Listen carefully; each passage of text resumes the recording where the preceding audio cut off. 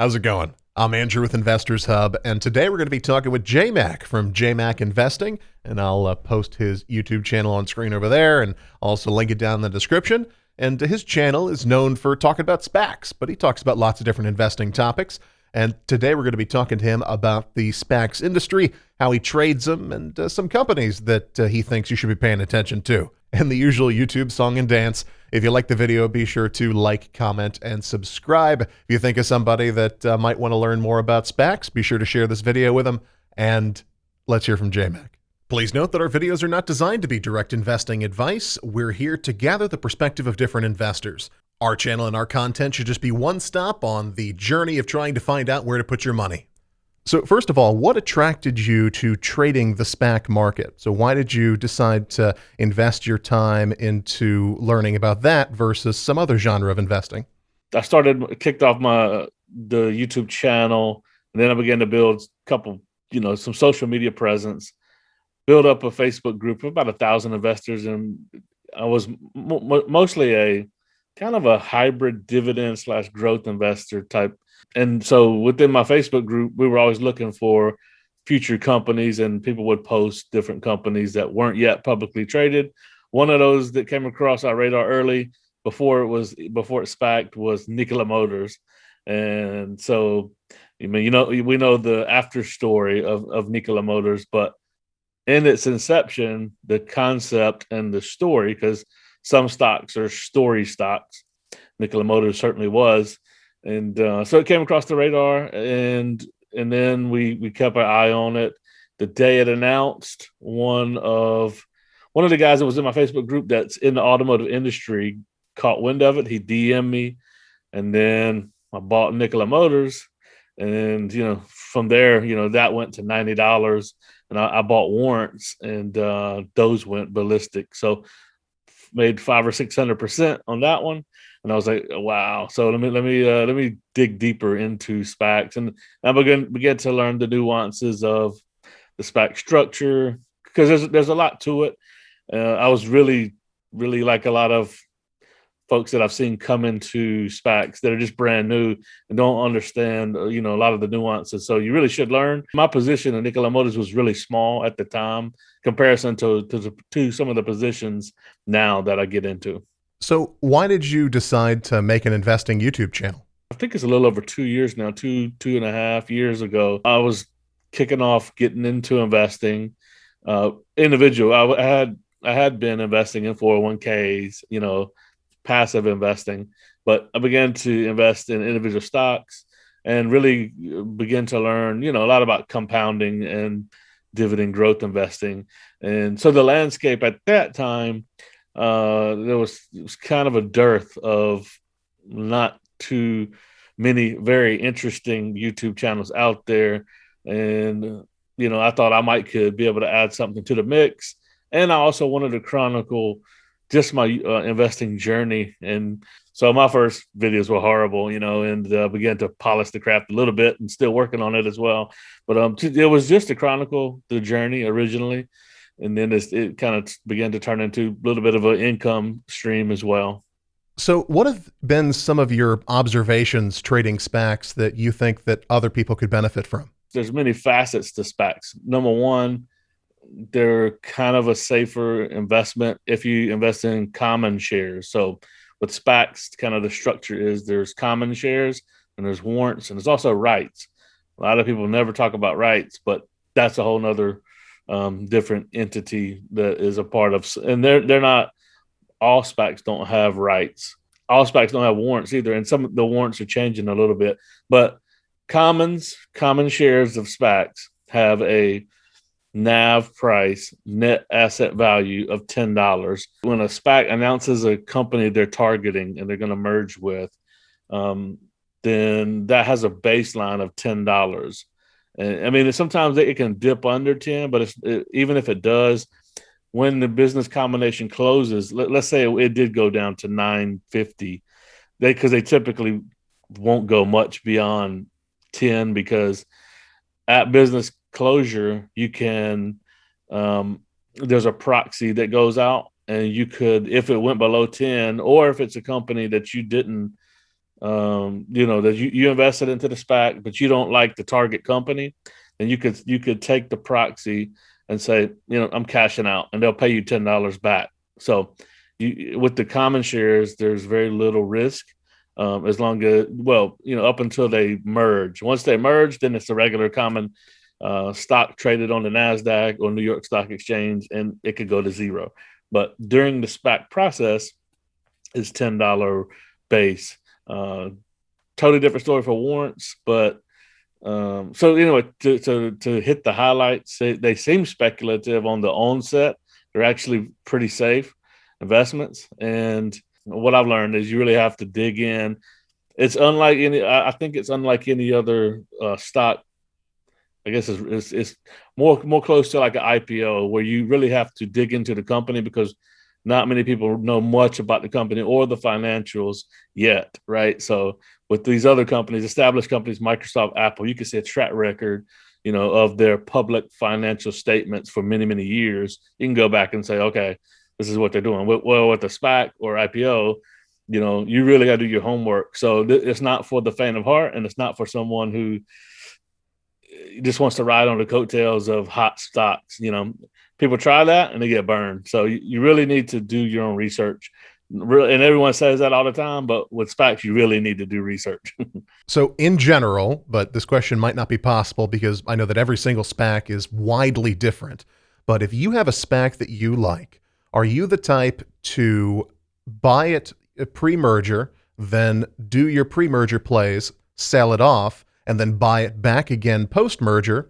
Or do you generally hold your liked SPACs all the way through merger? It's a good question, and it's kind of like you were alluding to. It's a little bit complicated because for me, it kind of comes down. There's a couple variables, right? It's market sentiment at the time. If you buy in a downward market like we've been in for the past 2 or 3 months, then the strategy is to accumulate while these are low and keep accumulating, even if it keeps going down. So dollar cost averaging down is a great strategy in a downward market. If we're in a bull market run, which it seems like SPACs have them, and they're short-lived, 3 to 6 months bull markets, I personally want to take profits on them. And then the other variable is it's fully dependent on the company. If it is something I'm really, really bullish on and think that if it went below 10, I'd be totally okay with buying, a lot more. Then there are a few buy and hold situations and just dollar cost averaging regardless. There's a couple companies like that. But even with those, I still, I'll caveat it by saying I still like to take enough profit to where the amount of shares I'm holding, I've basically got for free. And then I feel totally comfortable holding them long term. So if you can accomplish that, and then you're, and I say they're free, but they're just, you've made enough profits that you've covered your initial cost basis. Like that's with Hyliion. I did that with Hyliion. And so, I get a lot of, when Hyliion was taking a beating for so long, people were, just abusing me in the YouTube comment section about it. But my shares were free, So and when it did crash, I actually probably tripled my position. So you mentioned earlier that the SPAC market is down right now. Do you have any other thoughts of the current state of the SPAC market? And what do you think it's going to look like in, 6 months? Well, it has been. We've been in a sort of a SPAC winter for probably, 3 or 4 months. 3 or 4 months. My timeline gets lost because I'm day to day, right in the trenches with it. But we've seen a recovery over the past week or so. When SPACs recover, they recover. This is what people need to understand about not just SPACs, but also speculative investments in general.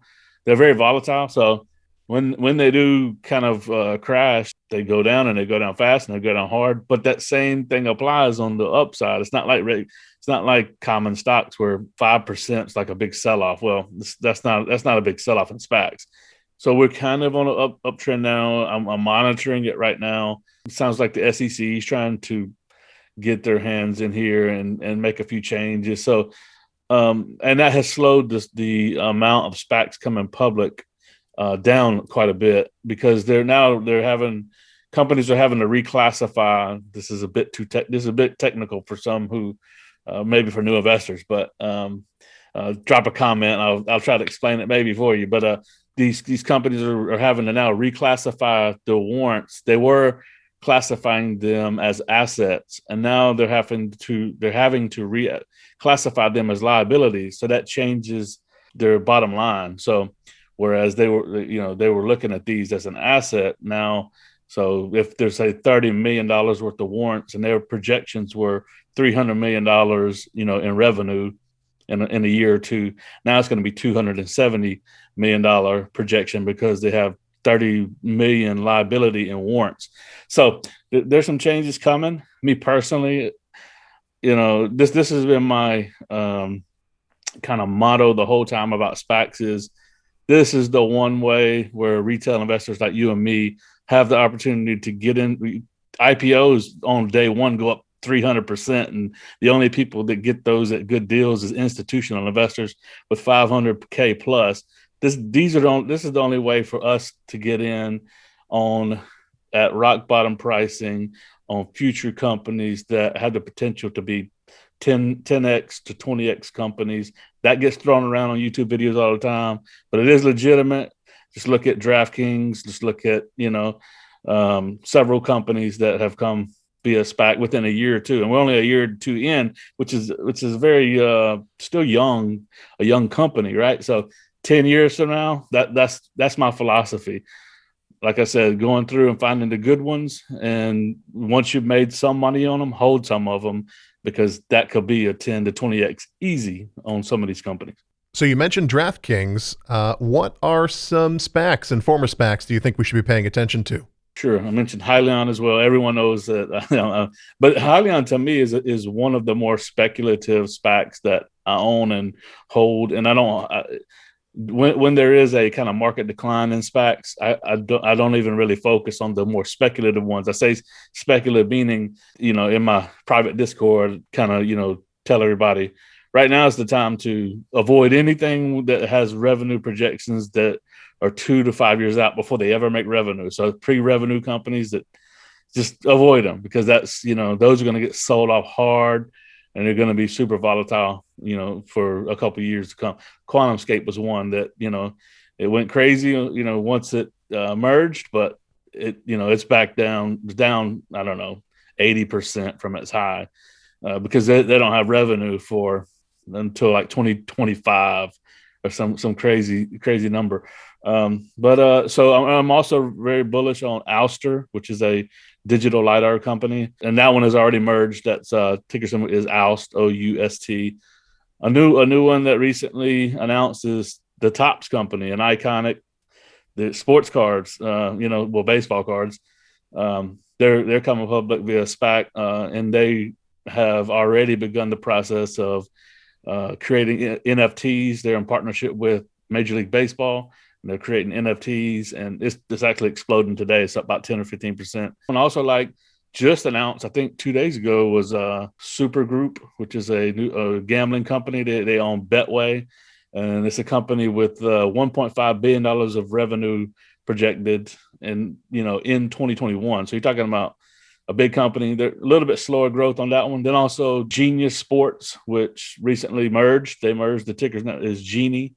There's sort of a duopoly of data providers, exclusive data providers for professional sports and NCAA, and they struck a deal with the NFL for exclusive rights. And these guys provide the data for the online gambling companies that have apps or that need the service of having the data that is, accurate data. They have exclusive rights with Major League Baseball, NBA, NFL, tons of the soccer leagues, all those. And so, we're young, we're early on in the online gambling, it becoming legal. It's only in 10 or 12 states right now, and that expansion is happening. So all of those companies that are in that arena are those long-term holds that I'm talking about. So you got any final thoughts, and where can people follow you?